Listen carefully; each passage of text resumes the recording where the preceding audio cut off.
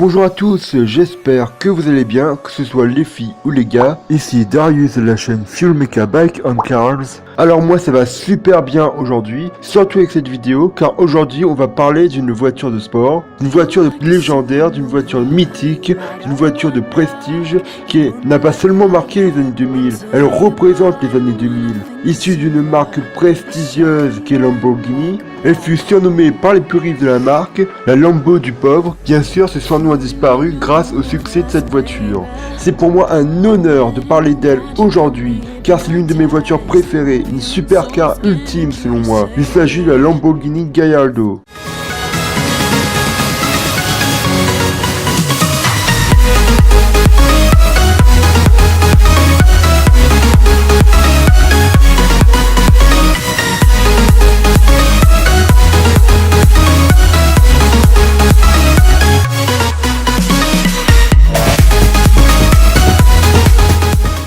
La Lamborghini Gallardo sort en 2003. La Lamborghini Gallardo est une supercar de la marque de prestige italienne Lamborghini. Malgré qu'elle soit badgée au nom de la marque, sa conception fut principalement dirigée par Audi Sport, propriétaire de la marque Lamborghini depuis 1998. Cette même branche qui d'ailleurs va s'occuper de sa cousine, la Audi R8, dont on verra beaucoup de ressemblances avec justement la Gallardo. Donc la Lamborghini Gallardo a une vitesse de pointe de 346 km/h pour la version standard, de 312 km/h pour la version Superleggera. Ne me demandez pas pourquoi, je ne sais pas pourquoi la Superleggera a une vitesse maximale inférieure à la version standard. Et pour finir, 335 km/h pour la version cabriolet. Très attendue lors du salon automobile de Genève en 2003, elle fut surnommée par les puristes la Lambo du pauvre, car justement son prix était 2 fois moins cher par rapport à la Lamborghini Murcielago. Par exemple, la Lamborghini Gallardo 9 coûtait aux alentours de 187 300 €, tandis que la Murcielago, elle, coûtait 358 800 €, ce qui est 2 fois voire 3 fois le prix de la Gallardo. D'où justement ce surnom de Lambo du pauvre. Avant que la Lamborghini Gallardo ait un grand succès et que justement ce surnom ait été effacé à jamais. En pratique, parce qu'il y en a quand même qui l'ont retenu et c'est pour ça que je parle dans cette vidéo. Donc la Lamborghini Gallardo a été conçue pour battre la Ferrari 360 Modena. La marque avait déjà dévoilé son moteur V10 5 litres en 2002, c'est-à-dire un an avant la commercialisation. Il avait présenté ce moteur au Mondial de l'Auto de Paris.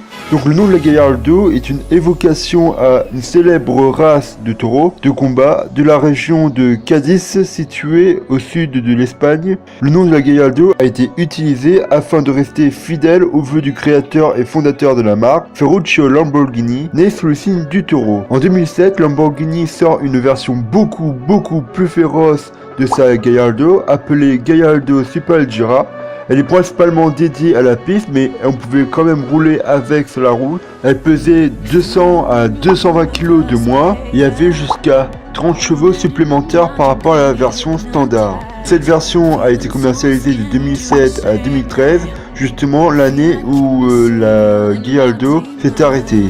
La Lamborghini Gallardo subit un restylage en 2008, ce qui a pour effet que certaines personnes, dont moi, trouvent ce restylage complètement nul. Elle dénature la voiture d'origine, la Gallardo d'origine, en remplaçant par exemple les gros feux spécifiques au modèle par d'autres feux plus classiques et moins opulents. C'est pas à mon goût, on va dire, et c'est pas au goût de tous ceux qui justement préféraient l'ancienne génération. Après 10 ans de succès énorme, la Lamborghini Gallardo meurt en 2013. La dernière sortie le 26 novembre 2013 et laisse place à une voiture certes 100% méca, V10 et Atmo, mais malheureusement dont les performances en termes de coupe sont diminuées.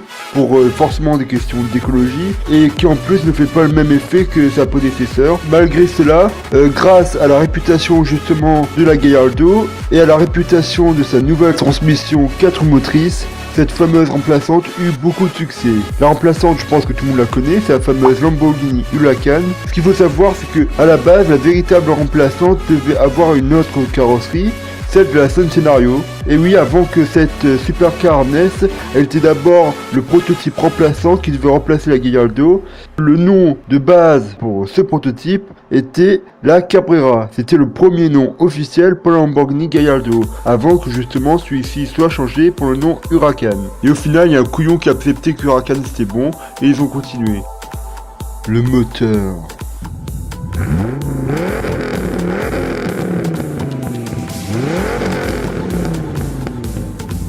Alors, pour les moteurs, la Lamborghini Gallardo a eu 3 moteurs dans sa durée de vie de 10 ans. 3 V10 à carter sec, donc c'est un moteur de compétition pratiquement. Le premier moteur était un V10 de 5 litres, 4 soupapes, comme j'ai dit à carter sec, injection multipoint. Elle a commencé sa carrière à partir de 2003 jusqu'en 2004, puis de 2006 à 2009. Entre-temps, en 2005, Audi a voulu tester son tout dernier moteur, V10 5 soupapes par cylindre de 5 litres. Testé dans la Gallardo, elle est donc son deuxième moteur. Elle a duré 1 année, ce qui fait que ce modèle est très rare. Et je pense que plus tard, pour les Youngtimers, ce sera vraiment un modèle de collection à part. Puis, lorsque vient la deuxième génération de la Gallardo, le moteur qui a été choisi est un moteur V10 5 litres 2.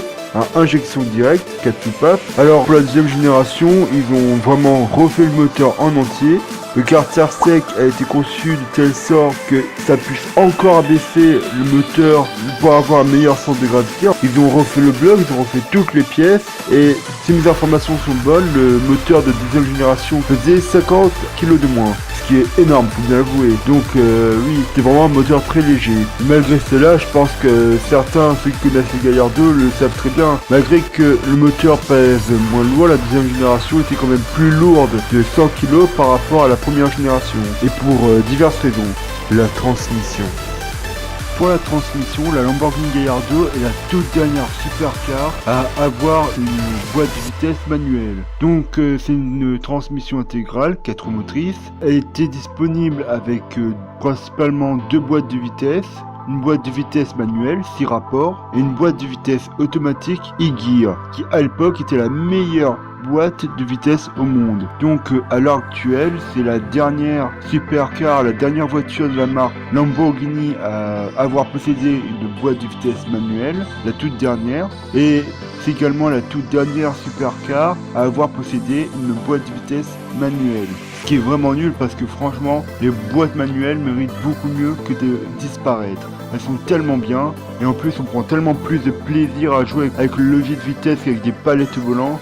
Là après, chacun ses goûts. Ensuite, il y a aussi un problème d'écologie, mais ça, c'est juste un truc marketing pour nous donner envie d'acheter des boîtes automatiques, alors que tout ce que ça fait, c'est perdre beaucoup de Nm et beaucoup de chevaux par rapport à une boîte manuelle. Parce que oui, une boîte manuelle permet de conserver un meilleur rendement, une meilleure conservation de l'énergie qu'une boîte automatique. Et aujourd'hui alors ? À ce jour, la Lamborghini Gallardo est à l'heure actuelle la Lamborghini la plus vendue du monde, même si la Huracan se rapproche doucement de ce record. Cette caisse crée une lignée de voitures de sport, de supercars, pour concurrencer les supercars à 100 000 €, alors qu'à la base Lamborghini ne voulait jamais faire une voiture à 100 000 €, voulait faire une voiture vraiment extravagante, disponible seulement pour ceux qui connaissent bien les voitures. Donc aujourd'hui cette caisse est toujours préférée par les préparateurs et par nous, la génération 2000, pour ceux qui sont nés entre 98 et 2010. Surtout pour la première génération qui reste la préférée de pas mal de gens, de beaucoup de personnes, mais aussi pour les préparateurs. Justement, ce qui la différencie de la seconde génération, c'est particulièrement grâce et à cause des feux avant et arrière, qui sur la première génération étaient énormes, étaient stylés, ils étaient badass, ils étaient extravagants et ça donnait à la voiture une aire de fusée sur roue qu'on ne retrouve malheureusement pas pour la deuxième génération. Mais voilà, je pense qu'ils ont dû aussi enlever ça pour s'adapter à la concurrence, etc. Non, j'ai une question pour vous. Mettez-moi dans les commentaires, parmi la première et la seconde génération, laquelle vous préférez. Je serais curieux de savoir combien de personnes parmi vous qui regardez cette vidéo, vous préférez laquelle, entre la première et la seconde génération. Donc mettez-moi votre réponse dans le commentaire, je me ferai plaisir de le regarder, bien évidemment, c'est le but. Perso, pour moi, ma préférée, je pense que vous l'avez tous deviné, c'est la première génération de la Gallardo. Je pense que vous l'avez très bien compris en regardant ma vidéo. MDR, lol. Alors, malheureusement, c'est la fin de la vidéo. Si vous voulez en connaître un max sur la méca, les voitures et les motos, et si vous voulez devenir un boss, et si vous avez adoré cette vidéo, abonnez-vous de toute urgence à ma chaîne si ce n'est pas déjà fait. Likez, commentez et partagez un max, ça me ferait extrêmement plaisir. Et sur ce, à bientôt pour de prochaines vidéos. I'm not as well.